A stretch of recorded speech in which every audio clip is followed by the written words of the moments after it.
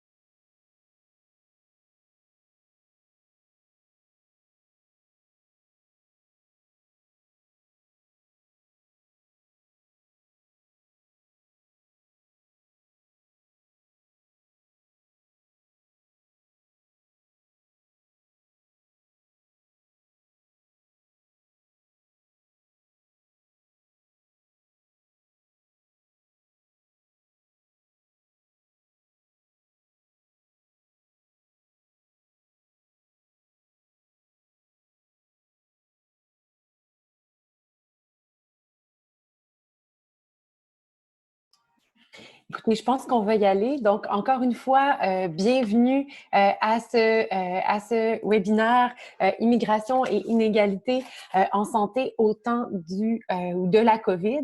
Donc, cet événement est produit en collaboration avec l'équipe de recherche sur l'immigration au Québec et ailleurs et avec Médecins du Monde Canada. Nous tenons d'entrée de jeu à remercier les intervenants et les intervenantes de Médecins du Monde Canada d'avoir pris le temps de développer ce séminaire avec nous et d'être là avec nous ce midi. C'est vraiment un privilège, d'autant plus qu'on les connaît très occupés ces jours-ci. Donc, juste pour vous rappeler ou pour vous l'apprendre, l'équipe de recherche sur l'immigration au Québec et ailleurs regroupe des chercheurs et chercheuses venant de 6 universités québécoises, ainsi que des chercheurs du ministère de l'Immigration, de la francisation et de l'intégration du Québec. Et notre objectif, c'est de faire émerger des nouvelles connaissances sur l'immigration au Québec et dans d'autres pays grâce à une approche multidisciplinaire. Moi, je dirige pour l'instant cette équipe. Je m'appelle Mireille Paquet et je suis professeure au département de sciences politiques. Et on va en parler un peu plus tard, mais Médecins du Monde Canada est la branche canadienne de Médecins du Monde, dont la mission est d'offrir et de promouvoir l'accès aux soins de santé pour les personnes et les communautés exclues et vulnérables au Canada et à l'international.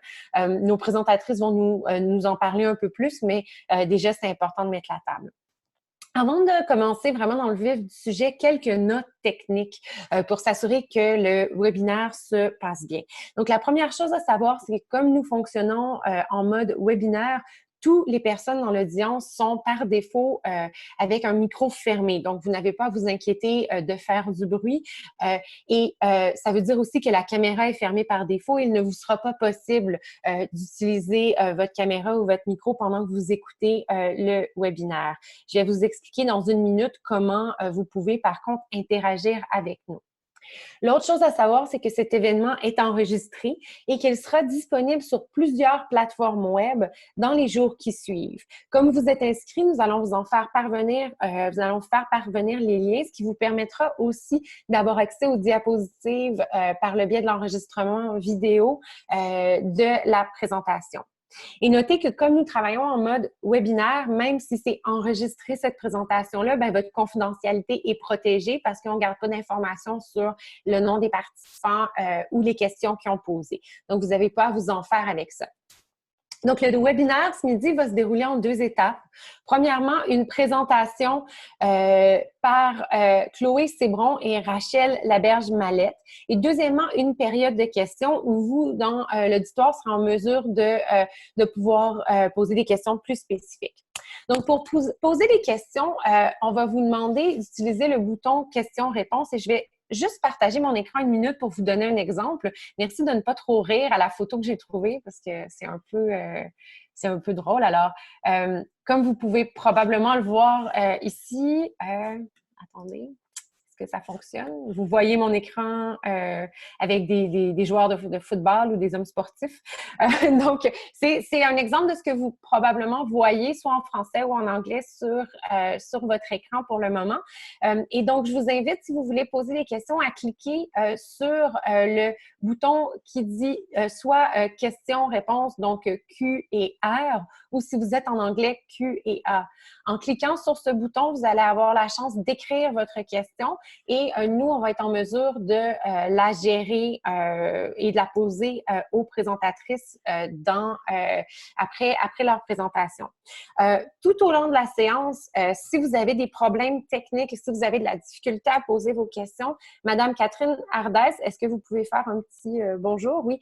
Est ici pour vous aider. C'est elle qui va prendre en note vos questions, mais qui va aussi pouvoir vous aider avec les problèmes techniques. Donc, vous pouvez la rejoindre dans le chat. Et comme je vous le dis, nous allons poser vos questions, nous allons noter vos questions et y répondre directement ou poser directement les questions aux panélistes une fois leur présentation terminée. Donc, qu'est-ce que c'est ce webinaire? Bien, la question de l'accès aux soins de santé est au cœur de la réponse à la COVID, comme nous sommes tous à même de le constater après 2 mois. Pourtant, dans nos sociétés affluentes, des personnes n'ont toujours pas un accès de base aux services de santé et à une couverture médicale. Et comme plusieurs d'entre vous le savez probablement, ça inclut aussi ces personnes-là, des personnes en statut d'immigration précaire. Donc, à l'ERICA, nous souhaitions en apprendre plus sur les façons dont ces réalités sont vécues sur le terrain, mais aussi comprendre quelles sont les avenues pour améliorer la couverture médicale dans un contexte d'immigration, d'autant plus que la précarité liée à l'immigration augmente considérablement au Québec comme au Canada. Donc, pour répondre à ces questions, il nous fait plaisir de recevoir Chloé Sébron et Rachel Laberge-Mallette de Médecins du Monde Canada. Et la raison pourquoi on voulait vraiment parler avec eux, c'est non seulement parce qu'ils sont dans une position de leadership au niveau du plaidoyer pour l'ouverture ou pour l'accès à une plus grande couverture médicale pour les immigrants en situation précaire, mais aussi parce qu'ils mettent en place toute une gamme de services pour ces clientèles, dont une clinique mobile, des cliniques liées plus à la santé, ainsi que des soutiens psychologiques. Donc, pour nous parler de ce que Médecins du Monde Canada fait sur ce chantier, on reçoit Chloé Sébron. Chloé, est-ce que tu peux nous faire un petit bonjour? Oui, bonjour. Qui est conseillère au plaidoyer chez Médecins du Monde Canada depuis 2016. Dans ce cadre-là, elle conseille l'organisation sur ses positionnements stratégiques et politiques et elle coordonne le travail d'influence et de mobilisation sur les enjeux d'accès et de droit à la santé au Canada et à l'international. Et nous recevons aussi Rachel Laberge-Mallette. Bonjour Rachel. Excellent. Qui est chargée de projet à Médecins du Monde et coordonne le programme de carte d'identité de la Ville de Montréal pour les personnes à statut précaire. Et elle nous a dit que, bon, bien sûr, le contexte de la pandémie a vraiment un effet sur ce projet-là. Et donc, elle est aussi actuellement impliquée auprès de la clinique destinée aux personnes migrantes à statut précaire à terme d'intervenante sociale. Puis qu'à ce titre, Rachel renseigne les personnes sans assurance médicale sur leurs droits et sur les services disponibles, évalue leurs besoins sociaux, prévoit les rendez-vous et effectue des suivis selon les besoins identifiés par ces personnes. Donc, bonjour encore Chloé et Rachel. Et je vous laisse donc commencer, mesdames, sans plus tarder. Et n'hésitez pas dans toutes les personnes dans l'auditoire à poser vos questions au fur et à mesure. Nous y reviendrons après la présentation. Bonjour à tous. Donc, je vais faire mon partage d'écran, mais avant ça, je voulais juste remercier l'équipe de l'ERICA pour cette invitation. On est très contente d'être là, ne serait-ce que virtuellement. Je vois dans les spectateurs des collègues et partenaires très estimés, donc ça met encore plus la pression. Donc, on va essayer de bien accomplir notre mission ici. Je voudrais aussi en fait reconnaître un petit peu, parce qu'on a énormément travaillé avec les partenaires dernièrement sur la réorganisation des services au niveau du plaidoyer, etc. On va en parler plus. Donc Médecins du Monde est un joueur actif, mais vraiment, on fait partie d'une myriade d'organisations, de groupes et de militants qui travaillent sur ces enjeux-là. Rachel et moi, on a la chance d'être salariés dans ces organisations-là, d'être payés pour faire ce travail, mais il y a énormément de personnes, que ce soit des personnes affectées elles-mêmes, des groupes de défense, des personnes migrantes, des travailleurs de la santé, qui se mobilisent vraiment au quotidien, avant leurs heures de travail, entre leurs shifts, le soir. Donc je veux vraiment le souligner parce que ça fait vraiment partie d'un mouvement global et qui est une belle chose à voir, notamment aujourd'hui. Je vous en parlerai un petit peu plus tard après. Donc passons à l'aspect technique des choses.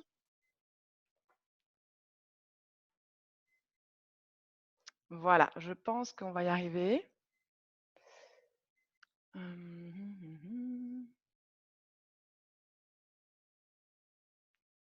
Est-ce que vous pouvez me faire un petit go que vous voyez bien mon écran comme il faut? Superbe.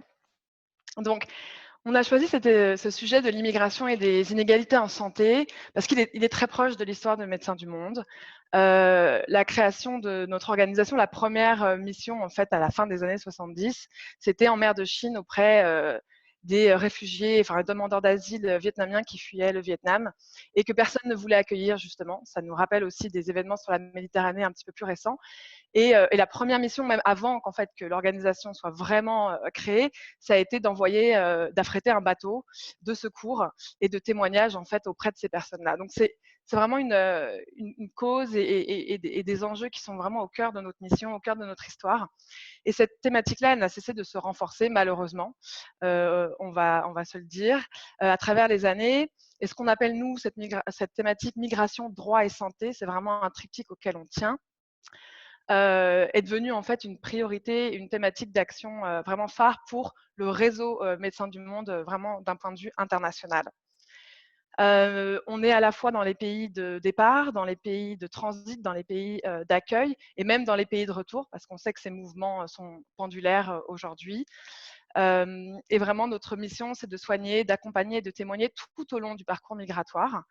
Et essentiellement, c'est évidemment de donner accès à des services, comme Rachel va l'expliquer, comme on fait ici à Montréal, rétablir vraiment un accès matériel, effectif à des services de santé pour des personnes qui n'y ont pas droit ou en sont exclues, mais aussi plus largement de participer un peu plus à la défense des droits, à des collectifs et à des mouvements de défense des droits des personnes migrantes, que ce soit en soutenant les capacités de certains intervenants locaux et nationaux, avec une base plus communautaire encore, et puis aussi de développer un plaidoyer qui est vraiment étayé. On utilise vraiment ce qu'on voit et le travail qu'on fait auprès des personnes en situation de migration directement, pour pouvoir démontrer en fait les bonnes pratiques et les politiques publiques surtout qui devraient être mises en place pour garantir leur sécurité, leur santé et puis leur épanouissement, voilà, dans une société. Donc ça va être important pour nous de regarder ça de manière assez globale. Ce qu'on voit à travers les différents contextes dans lesquels on travaille,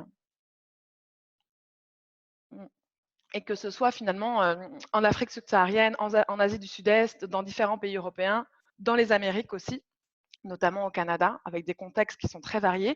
Mais il y a vraiment des commonalités, et notamment ce cercle vicieux un petit peu de la précarisation, de la criminalisation par les politiques et les systèmes. Donc pour nous, c'est toujours important de renverser un peu le fardeau. On entend souvent, on parle de crise des migrants, crise migratoire. On va essayer plutôt de parler de crise des politiques de la migration, de crise de l'accueil, et on va essayer de regarder vraiment ces enjeux-là avec cette lentille, de défaire un peu pourquoi les personnes se retrouvent dans des situations sanitaires complexes, dans des situations de vulnérabilité économique et sociale. Et évidemment, en général, si on regarde la racine un peu du mal, ça reviendra beaucoup à des politiques qui sont criminalisantes, qui sont restrictives, qui sont excluantes, comme on va le voir avec l'angle en fait justement de l'exclusion de l'assurance maladie au Canada. Alors, le cas du Canada, je pense qu'il y a beaucoup de gens ici qui connaissent bien ce contexte-là. Peut-être on a des collègues qui viennent d'ailleurs aussi. Pour expliquer un petit peu, il y a quand même une image un petit peu d'Épinal. J'ai choisi cette photo qui date, je pense, de 2017. Ça doit être, donc c'est le Premier ministre Trudeau qui accueille des réfugiés réinstallés qui viennent sans doute de l'Irak ou de la Syrie pour cette vague de réinstallation. Et ça montre bien cette image de l'immigration canadienne qui est très ordonnée, qui est très choisie aussi, surtout sur le pendant économique, et qui vraiment a une image très humanitaire, très accueillante et dans lequel on pourrait penser que, bah, effectivement, il y a pas vraiment d'enjeu d'accéder à des services de santé de base pour les personnes qui viennent déjà de manière complètement régulière au Canada, et puis même pour certains qui pourraient se retrouver sans statut à un moment de leur parcours migratoire.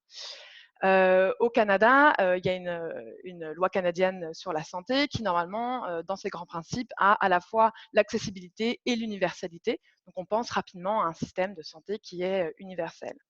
En fait, on découvre rapidement, je suis moi-même une immigrante, donc j'ai appris ça il y a quelques années maintenant, on découvre rapidement que bah, derrière cette image-là, il y a des zones d'ombre assez importantes et assez choquantes finalement, puisque le Canada a fait pâle comparaison par rapport à énormément d'États de l'OCDE, des États européens et même des États américains, où en fait il n'existe pas de filet de sécurité minimum pour les personnes qui vivent au Canada. Donc on peut se retrouver, et on va l'expliquer, Rachel va nous donner un peu plus de détails là-dessus, mais on peut se retrouver à vivre au Canada et pendant des années à travailler ou à étudier ou à être dans un parcours migratoire qui se prolonge et avoir aucun accès à une couverture même minimale de santé, même pour les soins d'urgence.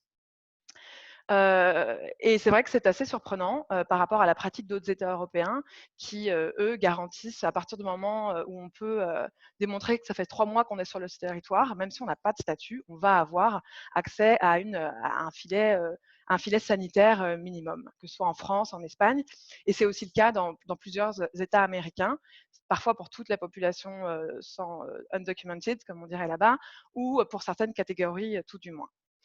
Le Canada a été un petit peu épinglé à plusieurs reprises par notamment plusieurs organes des Nations Unies, dont le Conseil des droits de l'homme, et puis plus récemment aussi le rapporteur spécial des Nations Unies sur le droit à la santé, qui était venu faire une visite en 2018, je pense, sur justement le fait que certaines personnes qui vivaient au Canada n'avaient pas accès à des soins de services vraiment vitaux, d'urgence, etc. Donc on voit qu'en fait le Canada se met même en violation de ses obligations internationales, que ce soit par rapport au pacte sur les droits économiques et sociaux, que ce soit par rapport à la Convention internationale des droits de l'enfant.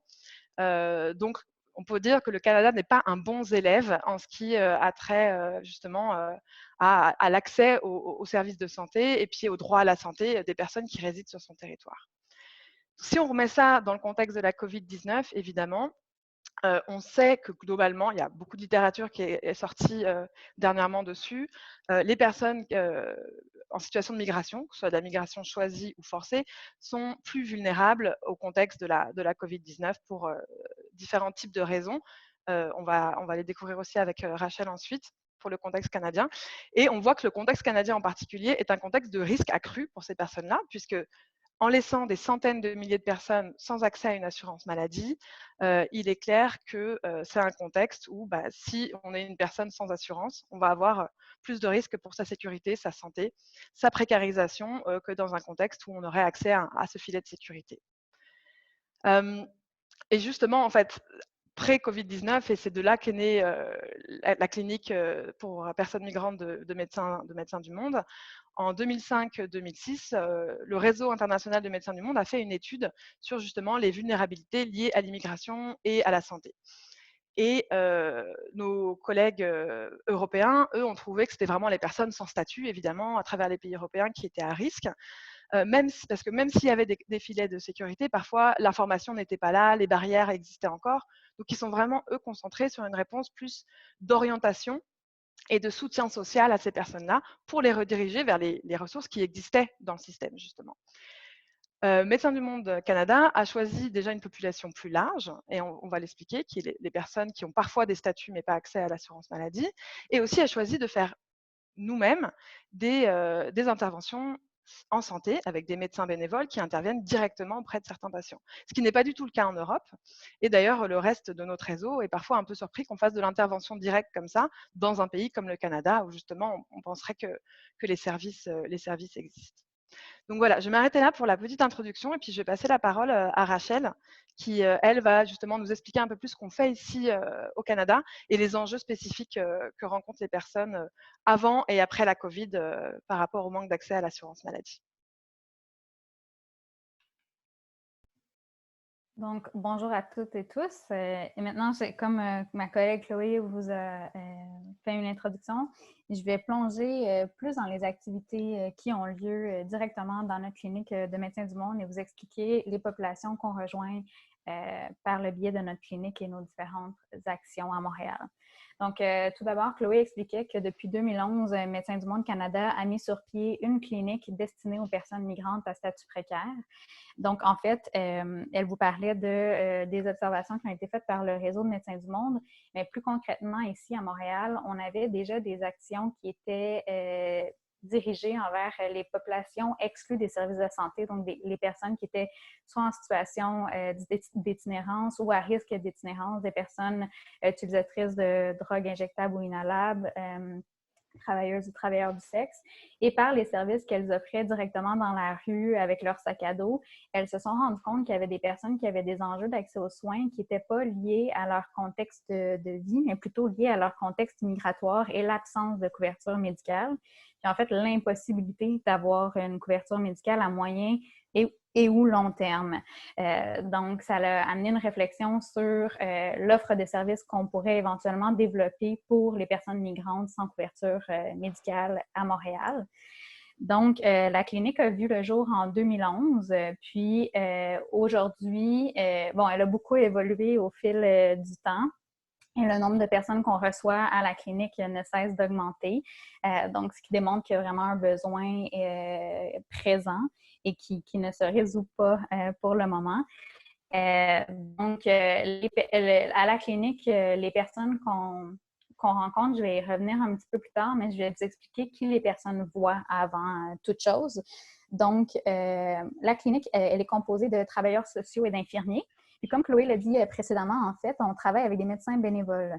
Donc, les gens vont venir à la clinique de Médecins du Monde, vont rencontrer tout d'abord une intervenante sociale qui va évaluer la situation de la personne pour bien comprendre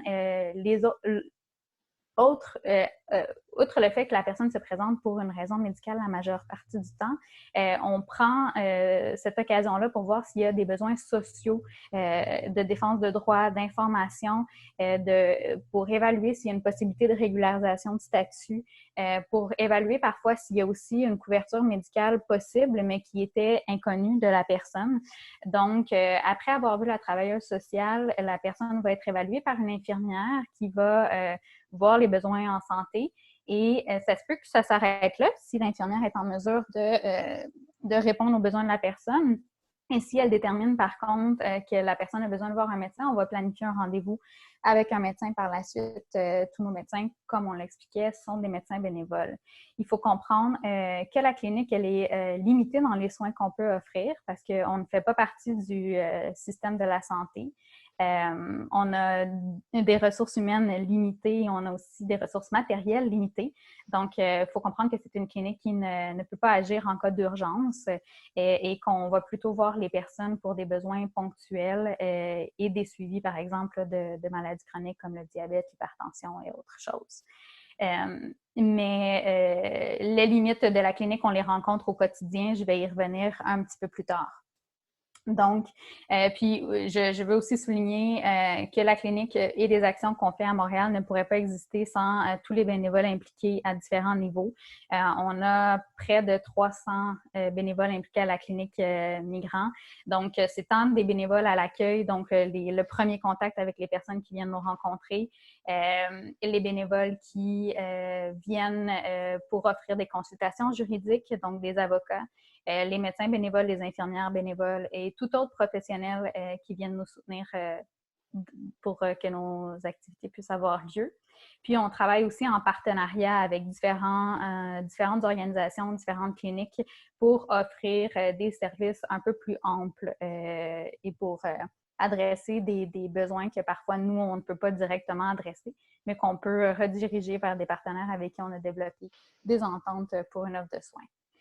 Vous voyez là qu'il y a une offre de soutien psychologique. Il faut comprendre qu'elle est toute petite dans le sens où on a une équipe de soutien psychologique qui travaille à différents niveaux.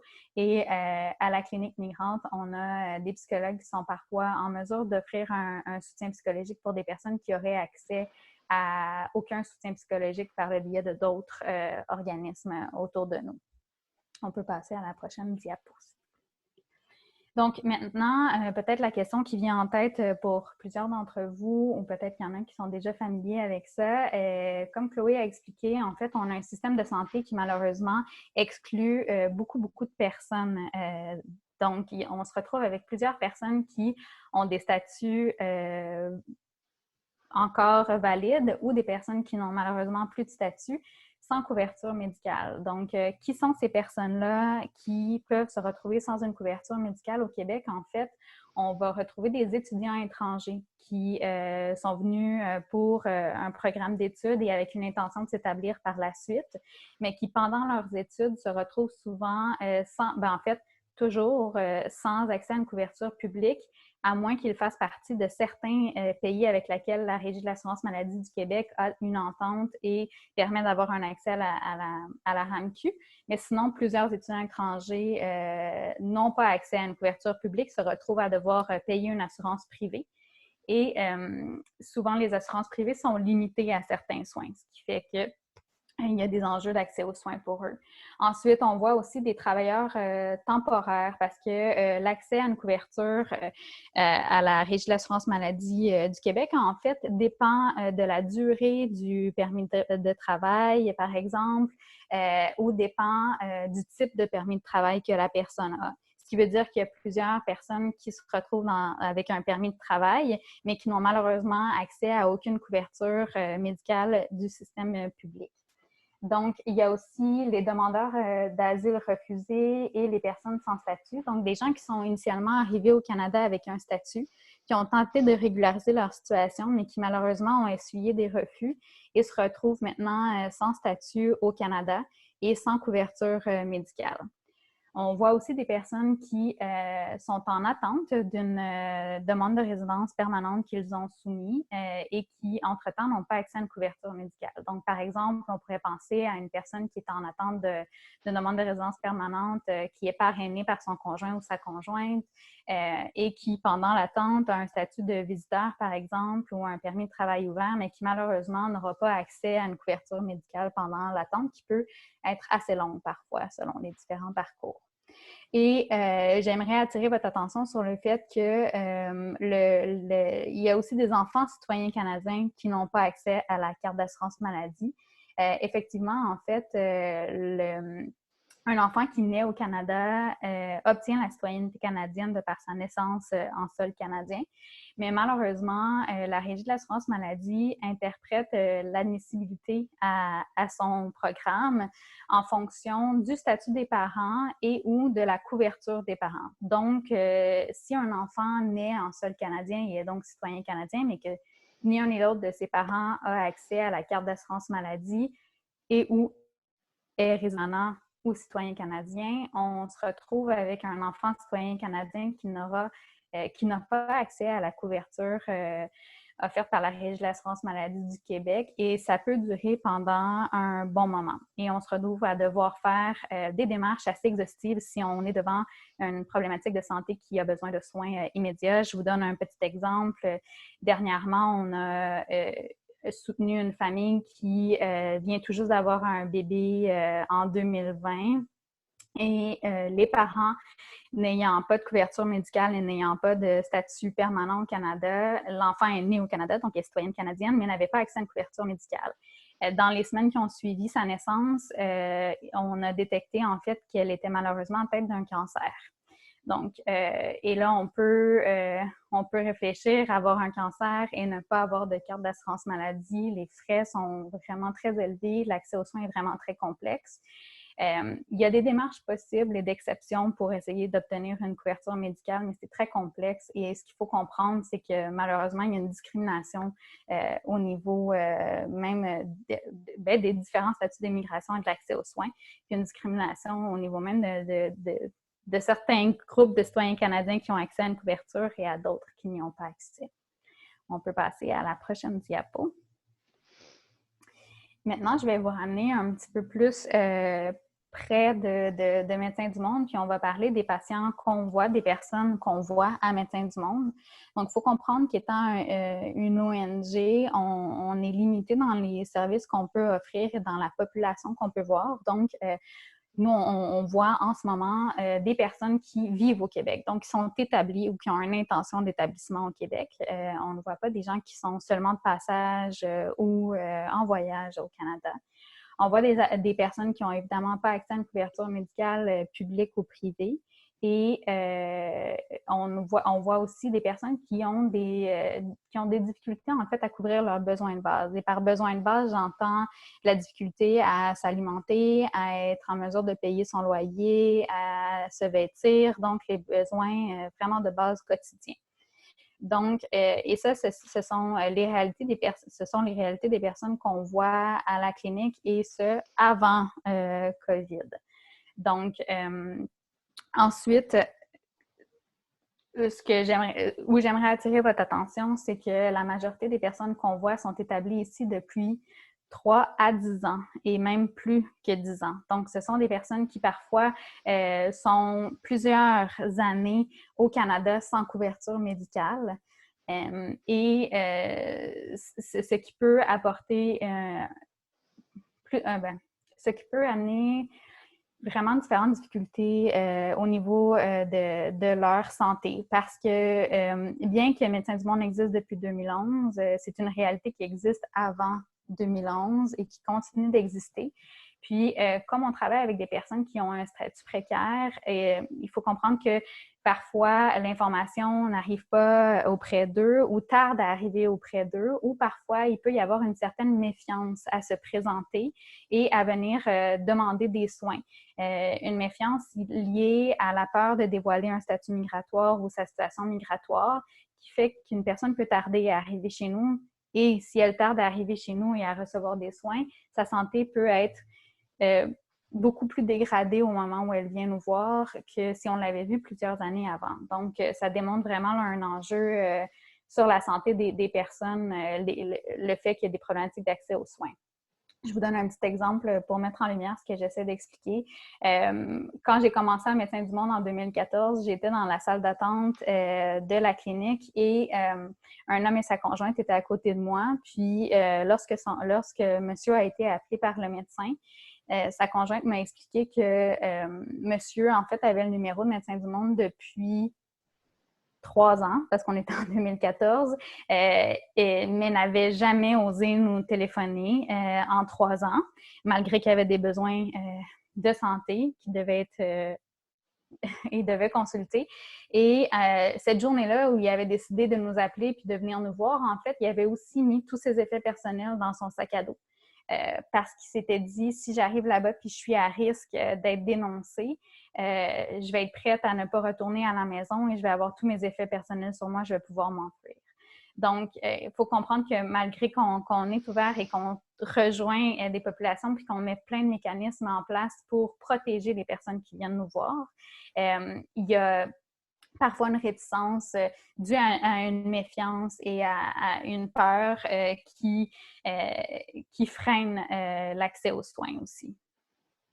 Donc, maintenant, je vais vous parler de notre réalité à l'époque de la COVID. Donc, avant d'entrer dans ce que la COVID a, en fait, ce qu'on constate que la COVID a comme impact sur les populations qu'on rejoint. C'est important de dire, je crois que Médecins du Monde et beaucoup d'organismes, en fait, ont dû adapter leurs services au contexte de la pandémie, donc changer leur méthode de travail, adapter les méthodes de travail, ce qui complexifie encore davantage, en fait, l'accès aux différentes organisations. Donc, en ce moment, Médecins du Monde, on continue de voir les personnes migrantes à statut précaire et d'offrir des soins et du soutien social, mais tout ça se fait à distance la grande majorité du temps. Donc, Et ce qu'on observe, en fait, avec la ligne téléphonique qu'on a d'ouverte 2 jours par semaine pour prévoir les rendez-vous infirmiers, sociaux et ou médicaux, c'est qu'il y a une augmentation de la précarité. Donc, on l'a nommé un petit peu plus tôt, il y avait les gens qu'on voit, ce sont des personnes qui n'ont pas de couverture médicale, mais qui ont de la difficulté à couvrir leurs besoins de base.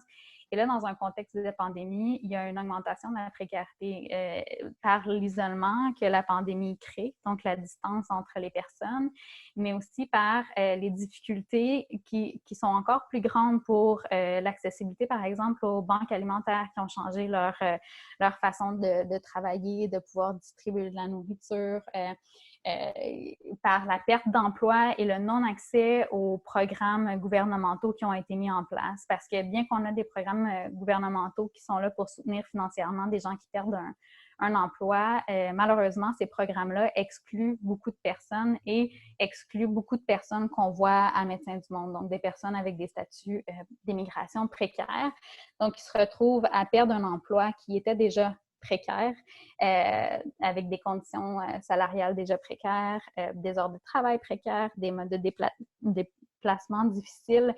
Et là, perdent un emploi, n'ont plus de revenus et n'ont pas accès aux programmes gouvernementaux. Donc, on se retrouve avec des personnes qui sont à risque de perdre leur logement, sont plus en mesure de s'alimenter, et qui n'ont pas accès, en fait, à aucun filet qui est mis en place, mis à part les filets qui sont mis en place par des organismes partenaires qui travaillent fort depuis le début de la pandémie à essayer d'offrir une réponse, comme par exemple Solidarité sans frontières qui a créé un fonds de réserve pour les personnes migrantes sans statut qui se retrouveraient dans l'incapacité de payer leur loyer ou de s'alimenter.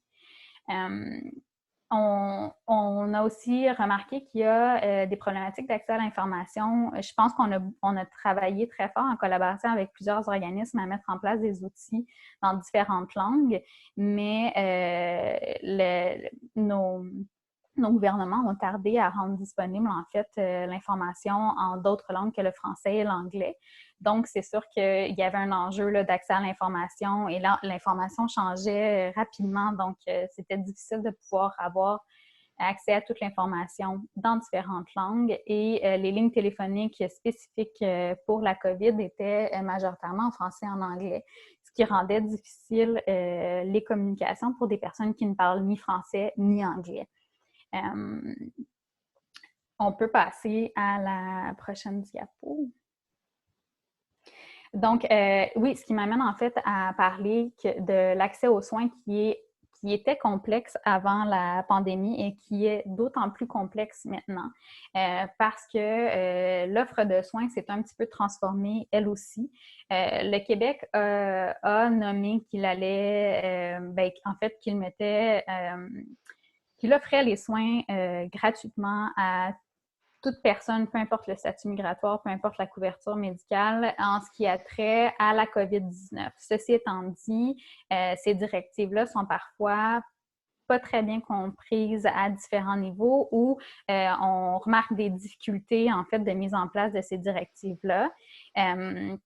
Et c'est complexe de déterminer, en fait, ce qui est lié à la COVID ou ce qui n'est pas lié à la COVID et trancher dans la gratuité des soins et dans ce qui va être chargé aux personnes. Donc, ça crée de la confusion à différents niveaux et ça ne facilite pas l'accès aux soins pour les personnes qui seraient réticents à l'avance à aller vers un hôpital. Il faut aussi réfléchir au fait que maintenant, l'accès aux soins s'est transformé de plus en plus en télémédecine ou par téléphone. Donc, il faut avoir accès à un ordinateur, il faut être à l'aise à manipuler les outils électroniques, parfois pour avoir accès aux soins en contexte de pandémie. Puis aussi, il faut s'habituer à avoir des agents de sécurité dans les entrées. S'il y en avait déjà avant la pandémie, il y en a encore beaucoup plus maintenant. La sécurité est vraiment augmentée. Donc, ça peut être très, très, très stressant pour une personne qui a un statut précaire d'aller de l'avant pour avoir accès à des soins qu'elle a besoin si il y a tout plein d'agents de sécurité avant de pouvoir entrer dans un hôpital, par exemple. Donc, c'est sûr que l'accès à un représentant légal n'est pas disparu, c'est encore disponible. Nos collègues avocats continuent de travailler très fort, sauf que le contexte de pandémie a un impact sur le travail qu'ils font auprès des personnes à statut précaire. Parce qu'ils ne peuvent plus les rencontrer actuellement en présentiel. Donc, tout doit se faire à distance. Donc, il faut réfléchir à des contacts par échange courriel, des contacts par téléphone, par plateforme comme celle qu'on utilise en ce moment pour ce webinaire. Mais ça peut être assez difficile parce que, je vous donne un exemple, on a un homme qu'on accompagne dans son parcours migratoire actuellement qui doit remplir des formulaires lié à son parcours d'immigration et rédiger son histoire d'immigration. Par contre, monsieur n'a pas accès à un ordinateur à la maison et toutes les bibliothèques qui sont fermées, tous les accès, en fait, la majorité, je ne veux pas dire tout, là, mais la majorité des accès où une personne aurait pu aller pour pouvoir remplir ce qui est demandé par son avocat sont limités. Donc, ça complexifie beaucoup les démarches.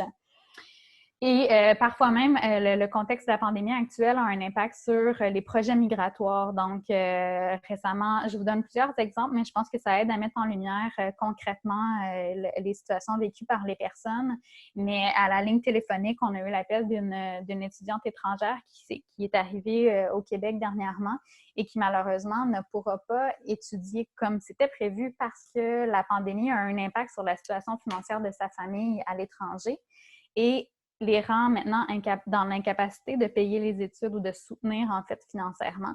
Ce qui fait qu'on va se retrouver avec un non-respect des conditions du séjour et une possibilité de perdre le statut. Donc, ça précarise énormément les personnes à différents niveaux et dans différents contextes. Puis, je vais terminer avec ça et ensuite repasser la parole à Chloé. Mais on remarque aussi, on rejoint en fait une population qu'avant on ne rejoignait pas. Donc, je vous expliquais un petit peu plus tôt qu'à Médecins du Monde, on ne voit pas les personnes qui sont en séjour à Montréal, donc de passage et quitte.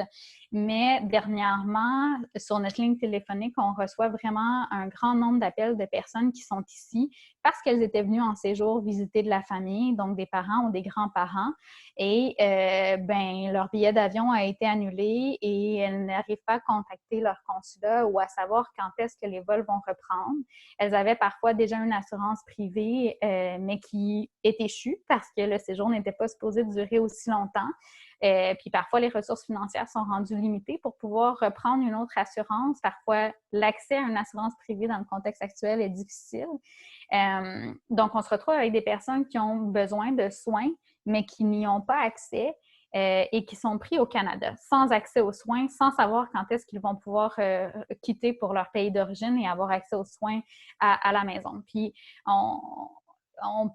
parfois, c'est des problématiques assez simples, comme un renouvellement de prescription pour quelque chose qui n'est pas dramatique, mais on fait face aussi à des demandes, par exemple, par rapport à une femme qui est atteinte d'un cancer du sein, à qui on refuse l'accès aux soins en ce moment parce qu'elle n'a pas de carte d'assurance maladie ou de couverture publique. Et son cancer du sein est en train de se détériorer sans accès aux soins, bien qu'elle veut depuis plusieurs mois retourner chez elle pour pouvoir recevoir les soins nécessaires. Donc, je vais laisser la parole à Chloé qui va revenir pouvoir rebondir sur ce que j'ai dit à différents niveaux et expliquer un peu plus sur les différentes actions qu'on a prises à Médecins du Monde en collaboration avec différents partenaires. Merci beaucoup, Rachel. Donc, c'est ça, je vais revenir justement un petit peu sur plus l'aspect plaidoyer, face un peu à ce tableau qui se détériore quand même assez rapidement, cette précarisation rapide. Et qu'est-ce que ça a changé sur notre dossier de plaidoyer et puis qu'est-ce qu'on fait maintenant par rapport à ce qu'on faisait avant aussi. Alors, j'essaie de passer ma diapo, mais ça n'a pas l'air de coopérer. Voilà. Pour ceux qui connaissent un petit peu notre travail et puis nos dossiers, parce qu'on a travaillé avec certains partenaires aussi sur ces dossiers-là, évidemment. Avant la pandémie de la Covid-19 et puis avant qu'elle n'atteigne le Québec avec ses conséquences, on avait défini un petit peu 3 axes prioritaires pour notre plaidoyer ici au Québec par rapport à la couverture d'assurance maladie, notamment pour les personnes sans assurance. C'était d'abord ce dossier des femmes enceintes et des enfants, notamment des enfants canadiens, qui pour nous était vraiment prioritaire, puisque de fait de leur âge et l'état physique, etc., de ces personnes-là, ça nous paraissait une population cible vraiment prioritaire. Et ça nous paraissait aussi de manière stratégique des populations qui seraient quand même plus peut-être facile de couvrir d'un point de vue politique, d'un point de vue de relations publiques pour les politiques aussi, parce que c'est là-dessus aussi que ça se joue. Donc ça fait plusieurs années qu'on mène des campagnes, notamment sur les enfants citoyens, pas parce qu'ils sont citoyens, mais parce que de manière légale, ce serait plus facile de les couvrir. Donc ça fait partie vraiment de notre travail. Un autre angle sur lequel on a travaillé, c'est vraiment la prise en charge des maladies infectieuses et la déclaration obligatoire, dont la tuberculose. On pourrait penser que, évidemment, pour ce genre de maladie, les diagnostics, les traitements, comme pour la Covid-19 d'ailleurs, seraient pris en charge. Mais en fait, ce n'est pas si simple que ça. On se retrouve avec des gens avec des maladies suspectées qui n'arrivent pas à avoir un diagnostic gratuit et ensuite, une fois qu'ils sont diagnostiqués, doivent payer les frais de leur poche, ou alors il faut négocier très longtemps avec certaines autorités pour avoir un soutien financier ou une couverture qui est donnée pour ces traitements-là. Le troisième point, on ne l'a pas trop évoqué, mais il faut savoir qu'au Québec, et c'est encore d'actualité aujourd'hui, au moment de la Covid-19 justement, alors que les gens ont moins de coussins financiers et économiques, les frais de santé sont facturés à 200% quand on n'a pas une carte d'assurance maladie. Donc, au lieu de prendre le prix qui est normalement facturé à la RAMQ, on va le doubler. Donc, évidemment, ça fait des sommes absolument astronomiques pour parfois des soins qui sont légers. Et là, quand on commence à parler d'accouchement, de césarienne, d'anesthésie, etc., évidemment, on passe vraiment dans un autre univers qui représente des dizaines de milliers de dollars. Donc ça, c'était vraiment l'autre dossier sur lequel on travaillait. Évidemment, avec en finalité l'idée d'une couverture pour tous qui serait universelle, aussi en lien avec des thématiques qu'on défend au niveau global auprès des Nations Unies et auprès de l'OMS, etc.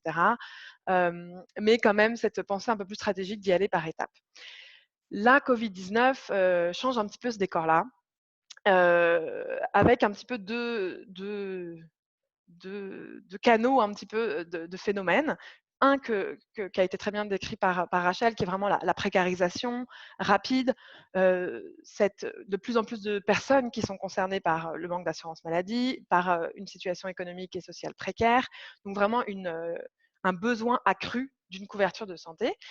Et en même temps, quelque chose de peut-être un peu positif, qui est cette reconnaissance des besoins de santé publique, des besoins de lever les barrières d'accès aux soins, que ce soit pour les individus, mais aussi pour la société dans son ensemble, la reconnaissance de notre interdépendance en santé et de manière sociale, vraiment un retour peut-être vers une idée d'un système de santé publique et un système public de santé aussi plus fort, avec des accents sur la prévention. Et aussi, peut-être une reconnaissance aussi de la contribution notamment des travailleurs immigrants et immigrantes aux services essentiels dans une société où les personnes au front sont beaucoup aussi issues de l'immigration.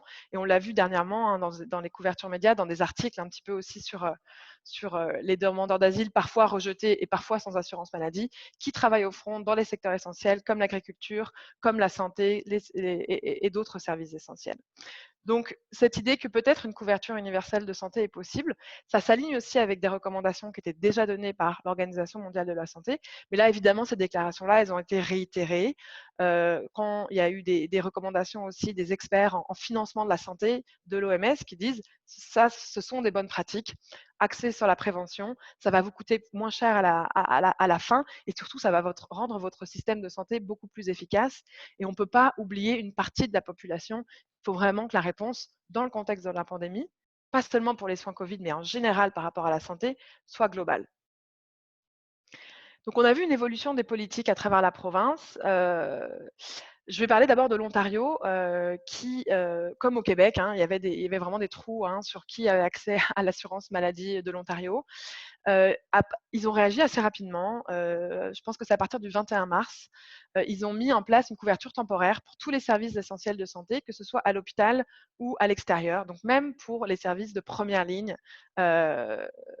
hors hôpitaux, pour toutes les personnes qui seraient non assurées. Il y a encore des enjeux d'application, c'est certain, nos collègues ontariens nous le rapportent, donc c'est pas parfait. Et puis c'est seulement temporaire, il faut se rappeler aussi, donc c'est pas forcément suffisant, on va en parler après. Mais c'est vraiment cette première étape pour nous qui est vraiment la base et qui devrait être adoptée par toutes les autres provinces. La Colombie-Britannique, elle a choisi encore, elle a choisi quelque chose d'un peu moins un peu moins global que ça, avec une suspension du délai de carence, une couverture donnée à certaines personnes, mais sinon, le changement de base, c'est comme au Québec finalement, au Manitoba ou à Terre-Neuve, c'est vraiment la couverture, comme le disait Rachel, diagnostic et traitement liés à la COVID-19 seulement. Et ça, on le voit sur le terrain, c'est vraiment une distinction qui est très artificielle. Le personnel soignant nous le dit, savoir ce qui est Covid-19, ce qui n'est pas Covid-19 dans certains cas est un enjeu. Et puis aussi, tout simplement, c'est vraiment une barrière pour les personnes d'aller se faire diagnostiquer et traiter, puisque si tu te dis que finalement ton test va être négatif, tu vas te retrouver avec la facture. On le voit, hein, les craintes qui sont déjà existantes, comme dans l'histoire que Rachel nous a racontée tout à l'heure, tu ne vas pas prendre le risque. Donc au Québec, on a réagi, nous et puis évidemment beaucoup d'autres organisations assez rapidement. Déjà au départ pour demander que les soins Covid effectivement soient au minimum couverts, parce que ce n'était pas le cas dans les premières semaines. Ça a été fait rapidement. Mais ensuite, tout de suite, surtout dès qu'on a vu que l'Ontario bougeait là-dessus, de demander que tous les services soient couverts, du moins temporairement, avec une réflexion pour l'avenir aussi. Il y a eu des communications privées et publiques de Médecins du Monde au ministère, au cabinet de la ministre, et puis par certaines déclarations dans les médias et communiqués de presse. Il y a la bonne campagne du collectif Soignons la justice sociale aussi, qui a été endossée par plus de 80 organisations qui demandent les mêmes choses, une couverture qui soit permanente pour toutes les personnes sans assurance maladie. Il y a eu des appels qui ont été faits du Centre des travailleuses et des travailleurs immigrants. J'en oublie parce qu'il y a vraiment différents niveaux de collectifs et d'organisations qui sont mobilisés là-dessus. Et malheureusement, les réponses qu'on a eues du gouvernement du Québec et du ministère de la Santé sont très décevantes. On ne fait que nous rappeler que les soins Covid-19 sont couverts et que s'il y a une urgence, les gens peuvent aller chercher les soins. Mais on le sait bien que s'il y a une urgence, ils vont recevoir la facture à la fin. Donc pour l'instant, on est vraiment dans ce statu quo, seulement pour les soins et les diagnostics Covid-19. Pour nous, c'est clairement un angle mort de la réponse provinciale. Il y en a eu d'autres, mais celui-là, il perdure. Et on va continuer à engager avec le gouvernement provincial, qui a quand même la responsabilité première de la santé, normalement. Pour ceux qui ne connaissent pas très bien le système canadien, c'est une compétence qui est provinciale, hein, la santé. Donc, normalement, le Québec est vraiment souverain sur cet aspect-là et doit être est le porteur d'obligations et devrait être le premier à répondre. Donc, face à cette inaction, on s'est tourné évidemment vers ce qui se passait dans les autres provinces, notamment quand on a vu que l'Ontario bougeait rapidement. On a découvert qu'évidemment, il y avait des plaidoyers qui étaient en cours dans les différentes provinces et territoires canadiens, avec différents niveaux selon ce que la province avait déjà fait. Et on a essayé de rassembler un petit peu les forces interprovinciales pour commencer un mouvement interprovincial. Donc, il y a une coalition nationale en fait pour la santé pour tous, pour les soins de santé pour tous, qui a été de manière assez organique et ad hoc montée, avec des représentants de groupes de défense des droits des personnes migrantes, des corps d'organisations médicales, des groupes de militants aussi sur des enjeux justice sociale, santé et immigration, et des organisations qui donnent des services comme nous. Donc après plusieurs semaines de travail, justement, on a de l'actualité aujourd'hui parce qu'on a mis en place une lettre qui est destinée au gouvernement fédéral, donc à Justin Trudeau et au ministre de la Santé et d'autres ministres concernés au niveau fédéral. Ça a été vraiment fait face à l'inaction des provinces, malheureusement. Et qui demande justement que le Canada et que le gouvernement fédéral prennent un leadership par rapport à cette question-là. Parce qu'effectivement, les réponses ad hoc au niveau provincial vont laisser des gens exclus de ce système-là. Donc, prennent un leadership en coopération évidemment avec les gouvernements provinciaux qui ont été copiés dans cette lettre aussi, et pour vraiment pouvoir assurer une couverture d'assurance maladie. Et puis aussi, on en parlait un peu plus tôt, mais que quand les personnes vont chercher des soins dans le système, elles ne soient pas à risque d'arrestation, de détention et de déportation, évidemment. Donc, je vous invite, je pense que ça va être partagé, le lien de la lettre. Il y a beaucoup de choses qui tournent sur les réseaux sociaux aujourd'hui. Je vous invite à le relayer, à relayer ces appels. Et puis, j'en profite aussi pour donner vraiment un grand bravo à toutes les organisations et les coalitions et les groupes de militants qui ont participé et qui participent à ce mouvement. Le travail n'est pas terminé, on le sait, c'est la joie du plaidoyer, mais c'est vraiment une des premières fois qu'il y a quand même ce mouvement au niveau national sur cet enjeu-là. Donc, je vais m'arrêter là pour la présentation et puis on pourrait passer aux questions.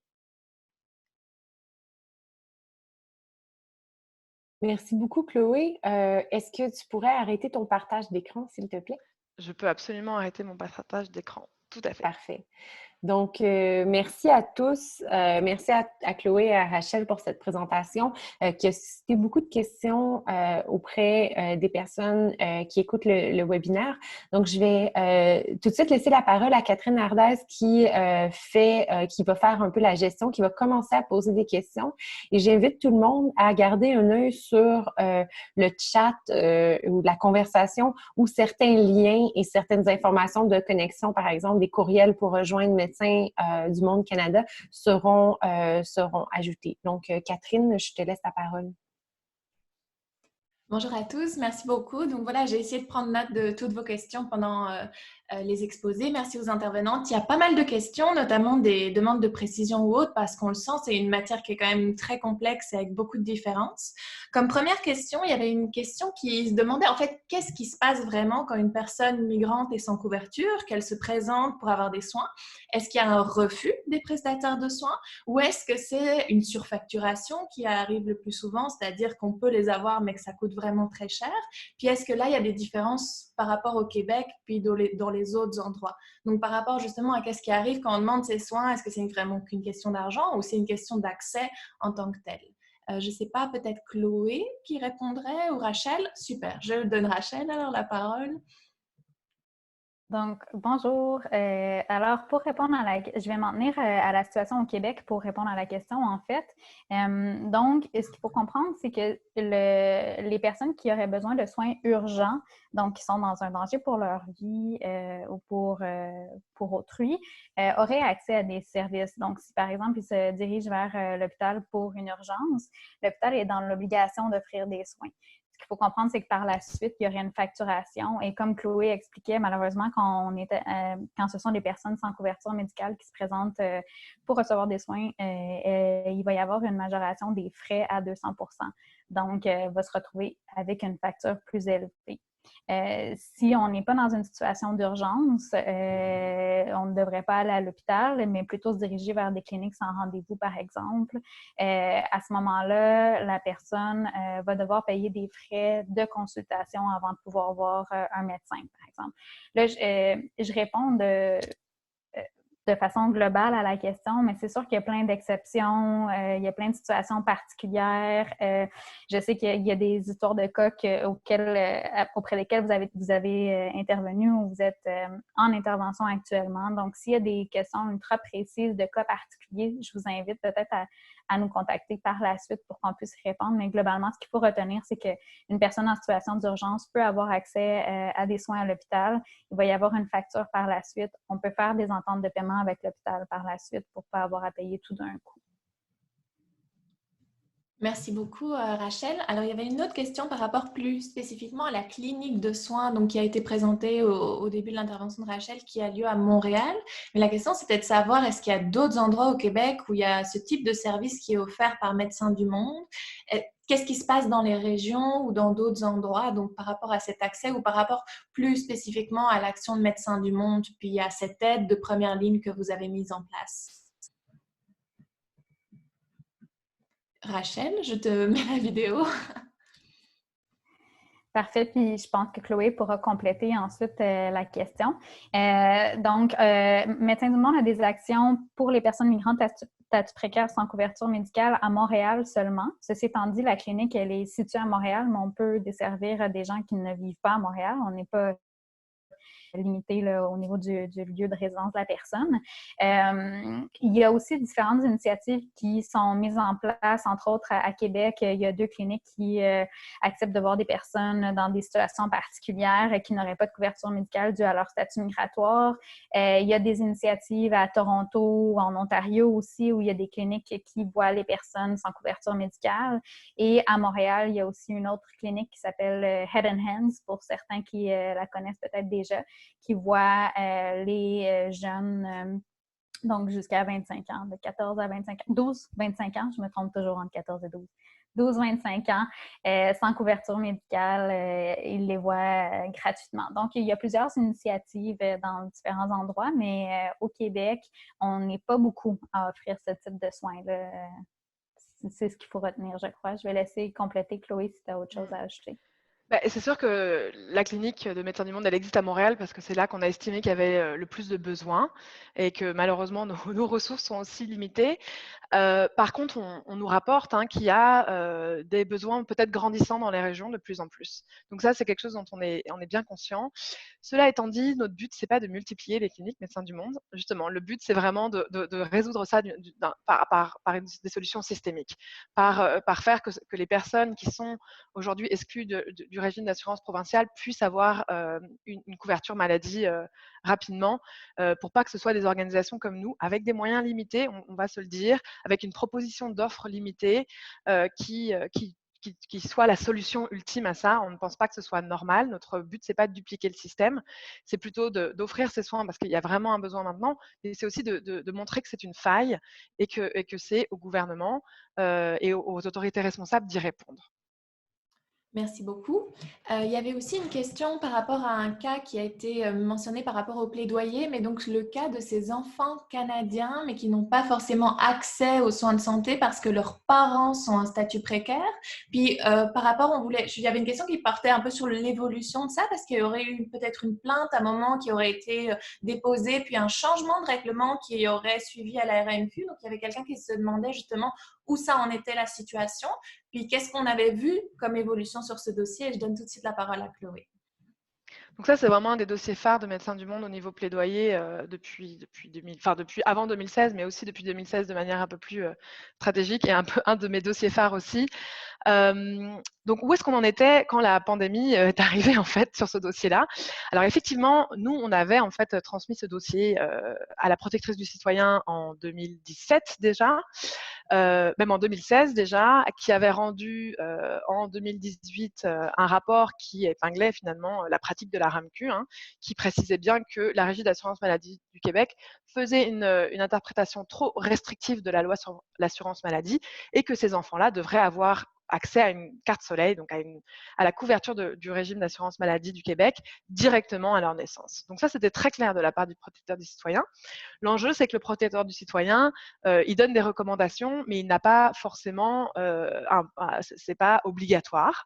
Donc il y a eu un suivi qui a été fait, il y a eu un changement de gouvernement aussi entre-temps, et c'est quand même un dossier qu'on avait réussi à faire avancer un peu avec la ministre actuelle, Danielle McCann, et avec son cabinet. Bien que ça prenait quand même du temps, on nous avait annoncé qu'une décision favorable serait prise dans les prochains mois. Et malheureusement, la pandémie est arrivée, donc ça s'est mis un peu sur pause. Cela dit, aujourd'hui, on a très envie que ce dossier il avance et on va continuer à le pousser, mais pour nous, c'est clairement pas suffisant. Que ce soit que les enfants citoyens, ce n'est pas suffisant parce que qu'en est-il de leurs frères et sœurs dans une même famille? Ça paraît fou qu'un enfant soit couvert et que les autres ne le soient pas. Que oui, c'est un enjeu de respect de la loi pour les enfants citoyens telle qu'elle existe aujourd'hui, mais si on regarde ça d'un point de vue plus global, que ce soit en santé publique, en économie de la santé et puis bien sûr en droits fondamentaux, ça devrait être élargi déjà à tous les enfants de manière globale et puis à d'autres catégories aussi de personnes sans assurance maladie. Donc voilà où on en est et on va continuer à pousser sur ce dossier, mais on le prend vraiment avec un angle plus global, surtout avec le contexte actuel où ça nous paraît être vraiment trop petit pour faire une avancée et pour répondre surtout aux besoins actuels et au monde dans lequel on vit aujourd'hui en fait. Merci beaucoup donc pour ces précisions. Il y a pas mal de questions aussi par rapport au statut des gens en fait. Et comme on l'a vu au début, c'est assez complexe. Puis c'était une de vos remarques de comprendre que c'était tellement complexe de savoir qui avait accès ou qui avait pas accès. Puis il y a deux publics qui reviennent assez souvent. Le premier public qui est souvent interrogé, c'est la question des demandeurs d'asile, de savoir en fonction de leur statut est-ce qu'ils ont accès, mais notamment par exemple des demandeurs d'asile dont la demande aurait été refusée, mais qui sont en appel. Donc, qu'est-ce qui se passe dans ce temps-là? Donc, voilà, par rapport à ce public particulier. Puis, le deuxième public particulier où il y a souvent des demandes qui nous apparaissent là dans les questions, c'est la question des gens qui sont en demande de résidence permanente, de savoir si à partir du moment où ils sont leur CSQ, donc leur certificat de sélection du Québec, est-ce qu'ils sont admissibles et qu'est-ce qui se passe dans l'attente de ce certificat? Puis il y avait quelques témoignages qui disaient c'est pas facile, notamment parce que ces CSQ peuvent arriver plus longtemps, puis il y a des questions de statut implicite dans l'entre-deux, justement, dans l'attente. Donc, par rapport à ces statuts, qu'est-ce que vous pouvez justement expliquer? Parce qu'on sait que c'est complexe, mais comment est-ce que vous pouvez expliquer par rapport à ces deux groupes? Chloé, Rachel? Rachel, parfait. Donc, d'accord. Ben, en fait, j'aurais envie de dire avant de... En fait, j'aurais envie de... Je ne vais pas répondre précisément à ça parce que je pense que ça va amener vraiment plusieurs autres questions. Ce que je vais tenter d'expliquer, en fait, c'est que Médecins du Monde fait une formation de 7 heures seulement sur les statuts migratoires et les couvertures médicales. Donc là, j'ai eu 2 minutes pour parler brièvement des différents statuts migratoires et des enjeux d'accès aux soins. En 2 minutes, j'ai vraiment pas le temps d'aller dans tous les détails. Puis je pense qu'il y a tellement de codes d'exception et de détails à aller observer pour déterminer l'accessibilité ou non à une couverture médicale, que ça serait glissant de commencer à le faire comme ça. Ce que je propose, par contre, c'est de vraiment nous contacter quand vous avez des questions particulières, parce qu'on a développé une expertise au fil des années, le statut et accès aux soins. Donc, on va être en mesure de répondre à vos questions et où vous orienter, que ce soit là, au niveau de demandeurs d'asile qui ont été refusés et de comprendre et se démêler dans l'accès aux soins, et ou pour des personnes qui sont en attente de résidence permanente. Parce que la question liée avec le CSQ, il y a d'autres éléments à tenir en compte avant de pouvoir avoir accès à une RAMQ temporaire. Donc, je vais m'en tenir à ça, mais vraiment, je vous invite à nous contacter. Ça va nous faire plaisir de répondre aux questions spécifiques plus en détail par courriel, par téléphone. Donc, n'hésitez pas à nous contacter. Et désolée d'avoir peu de temps pour vous parler de ça. Puis, il faut juste garder en tête que c'est 7 heures de formation complète pour aller en profondeur de tous ces détails-là.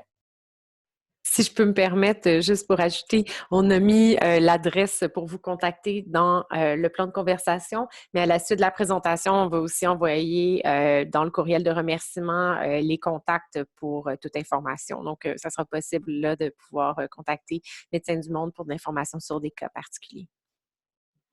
Merci beaucoup, parce que c'est vrai qu'on a beaucoup de demandes avec des cas très spécifiques, puis on comprend bien que c'est difficile là de répondre, mais sachez effectivement qu'il y a cette ressource, puis que ça pose quand même beaucoup de questions. Si vous avez besoin de 7 heures pour comprendre, c'est effectivement, et encore, je ne sais pas si c'est suffisant, mais c'est effectivement que le système est compliqué. Alors, il y a une autre question un peu plus générale, mais c'est quelqu'un qui témoigne un peu du fait que...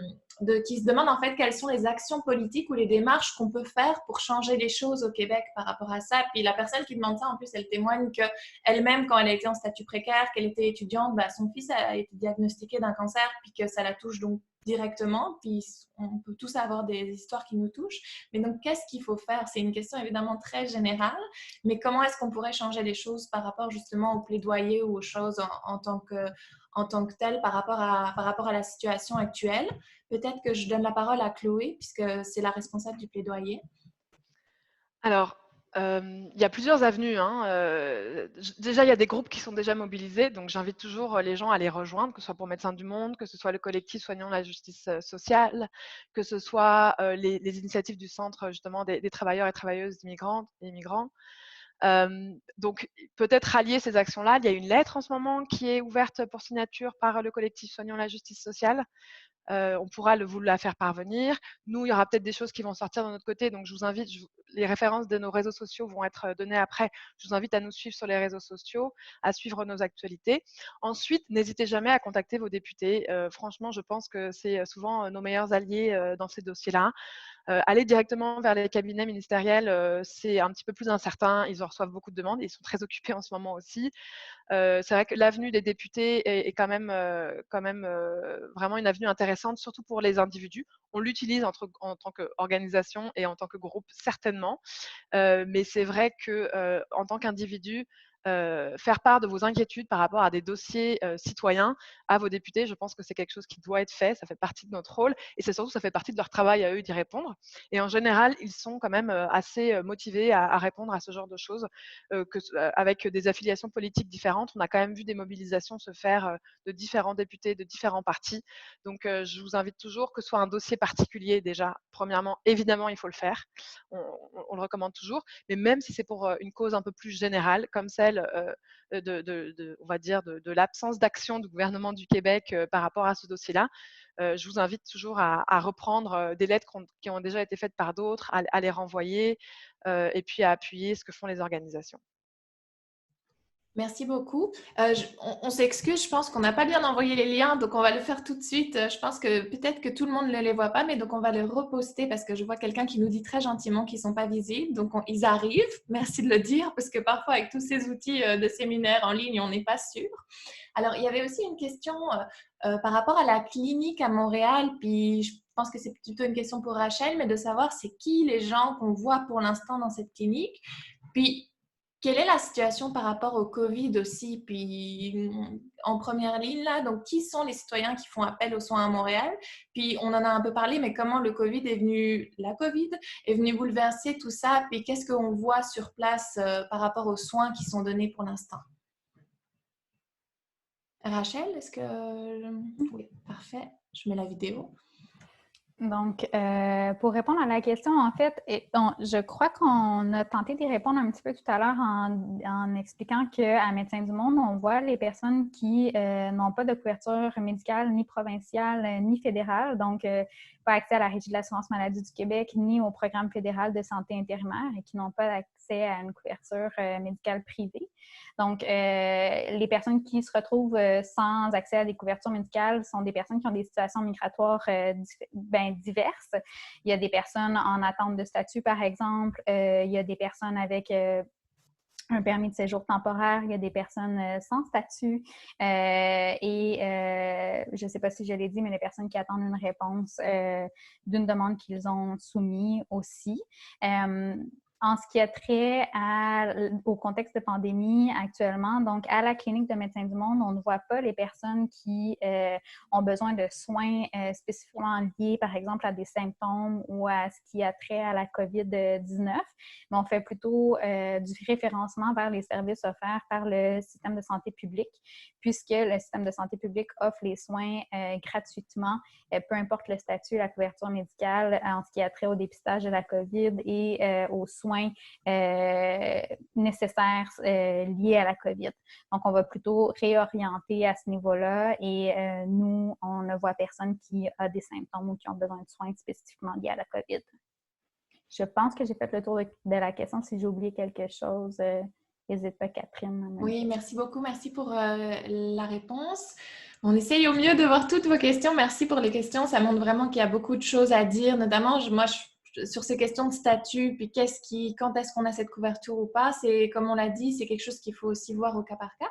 Et pour finir les questions, je propose aussi à Mireille de poser une question. Donc, Mireille Paquet. Merci Catherine, merci Chloé et Rachel.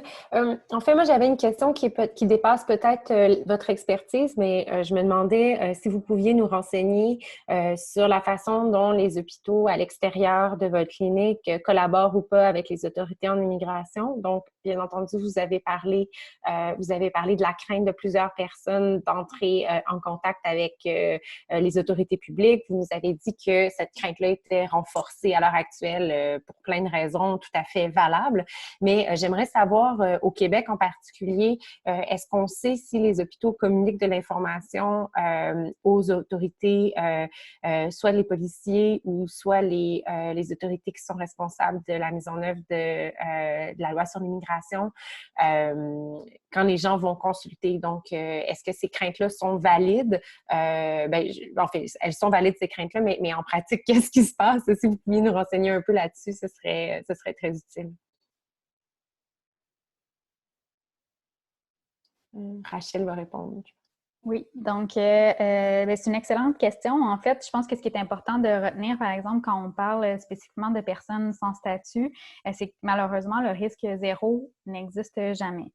Ceci étant dit, les hôpitaux et tout professionnel de la santé impliqué auprès d'une personne dans l'offre de soins est tenu à la confidentialité et au secret professionnel. Donc, personne ne devrait divulguer la situation d'immigration ou l'absence de couverture médicale d'une personne qui reçoit des soins à l'hôpital. Donc, ni le médecin, ni les infirmiers, ni les travailleurs sociaux ont le droit de divulguer de l'information confidentielle à des autorités d'immigration, par exemple, sans le consentement de la personne.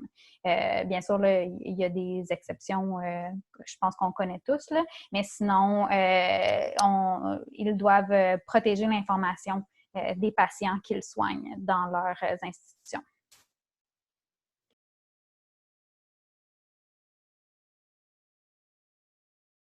Mais évidemment, c'est un des enjeux qui se pose et vous le verrez dans la lettre qui a été envoyée au gouvernement fédéral. Ça a été aussi envoyé au ministère des Affaires internes pour le Canada, justement pour tout ce qui est contrôle de l'immigration, etc. Et le message qui est passé, la demande qui est faite, c'est qu'effectivement, les lieux de soins soient effectivement, comme ils le devraient être, des lieux sûrs pour les personnes et qu'il n'y ait pas, en fait, d'informations qui soient échangées des lieux de soins vers les autorités migratoires. Et ça, pour nous, c'est la première étape. On est une organisation médicale faite par notamment des médecins bénévoles, pas que, mais essentiellement. L'éthique médicale est pour nous très importante. C'est une des bases de notre travail. De toute façon, au-delà de l'engagement lui-même, on ne peut pas faire notre travail sans ça. Donc, c'est quelque chose qu'on rappelle effectivement en permanence. Oui, Rachel? Désolée. C'est hors sujet de cette question-là spécifiquement, mais c'est parce que je ne veux pas l'oublier, j'arrête pas de l'oublier. Si jamais vous avez des questions spécifiques liées à tout ce qui est mise à jour là, des différents programmes ou organismes communautaires, dépannage alimentaire liés au contexte de la pandémie actuellement, la TCRI a un onglet sur leur site web dans lequel ils rassemblent vraiment toute l'information pertinente à nos interventions, peu importe dans quel organisme on travaille, mais si on travaille auprès de personnes qui ont une situation d'immigration précaire. Donc, je vous invite vraiment à aller consulter leur site web qui est super complet et qui est mis à jour vraiment.